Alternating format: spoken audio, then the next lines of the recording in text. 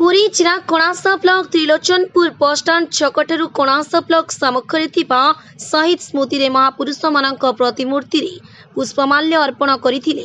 तापरे कोणास सरपंच भव्य संबर्धना करने सहित मां कुंजेश्वरी आशीर्वाद नहीं दोकंदा दे करमलाठे पहुंचीला बीजेडी विराट रैली।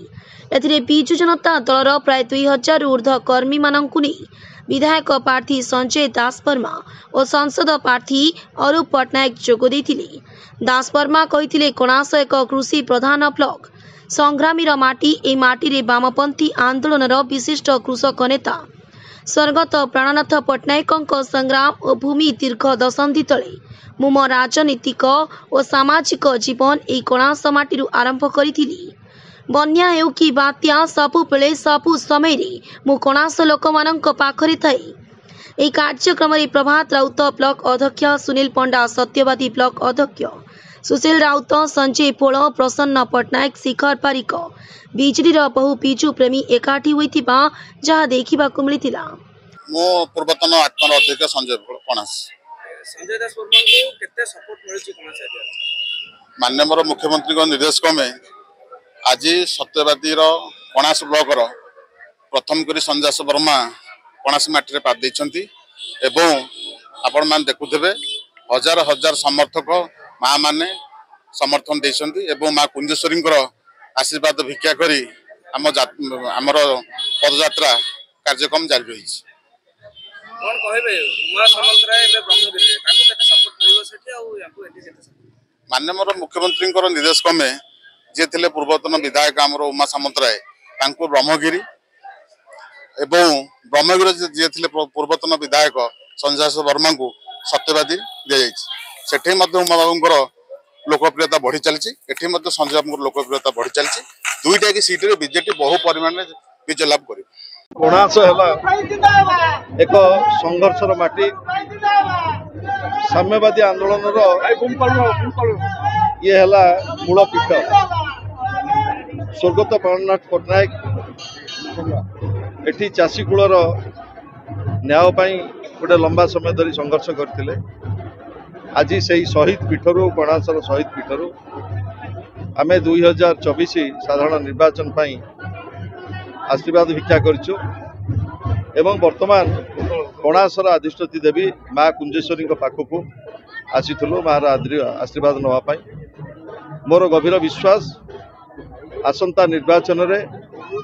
कोणासवासी सत्यवादी विधानसभा क्षेत्र मते आशीर्वाद करेंगे और सेवा करने सुजोग देवे एवं विशेषकर माननीय मुख्यमंत्री नवीन पट्टनायक सांसद अरूप पट्टनायक को ये प्रार्थी कर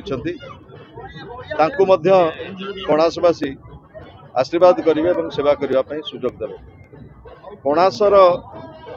राजनीति सहित सामाजिक जीवन सहित मोर दुई दशंधीर संपर्क ये माटी रे मु मोर राजनीतिक जीवन आरंभ करी एवं बोधुए माँ कुंजेश्वरी कृपा मु पुणी थे से माटी की फेरी आसी सेवा करने एवं मोर विश्वास कोणासवासी मत आदरी ने पुओ भली स्नेह देवे माँ मैंने पणत कानी मत घोड़े रखिए युवक छात्र मैंने मो सहित ये साधारण निर्वाचन में मो सहित साथी होके जिवे एवं मुरबी मान आशीर्वाद नहीं यही सत्यवादी निर्वाचन मंडली राजनीति जो आसूची 2024 साधारण निर्वाचन से विपुल भोट परिमाण रे शंख चिन्ह रे भोट दे आम दुई जन को निर्वाचित करें नवीन बाबू हाथ मुठा को टाण करेंगे। आपड़ जानते 5 थर भारत वर्षर लोकप्रिय मुख्यमंत्री नवीन बाबू षष्ठ थर पर मुख्यमंत्री होगा जाउछंती। ओडिशार 4.5 कोटी जनसाधारण श्रद्धा आशीर्वाद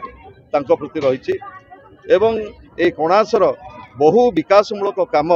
बिजु जनता दल समय ये संभव हो पारि। मोर आशा आज कोणासर विकास रे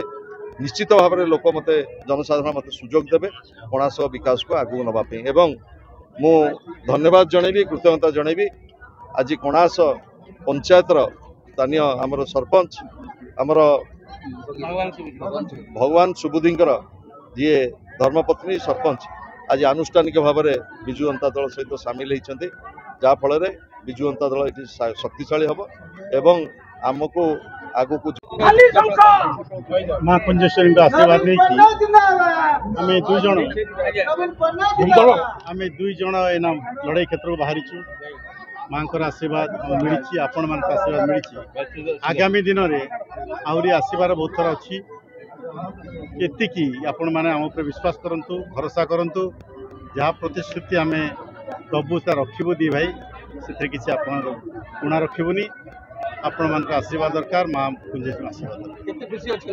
सर आपण जन्ममाटी डेलांगर पड़िसा होची कोना सेठी केते स्वागत समुद्र दिया केते खुशी अछि केते खुशी अछि अति खुशी अति खुशी अपन जो कथा कहले ये सब एरिया रे पाख गाँ आमर एकदम पाख गाँटा ये बापा भी सदा आसुले मन अच्छी छोट बड़े मुझे आसी शगड़े देखा जाओ आगामी दिन में केमती कौन अति भल लगुच समर्थन केते रही देखा जाऊँ आप देखुं समर्थन मत लगुच भल पुरी ब्यूरो चीफ का रिपोर्ट संघर्ष टीवी।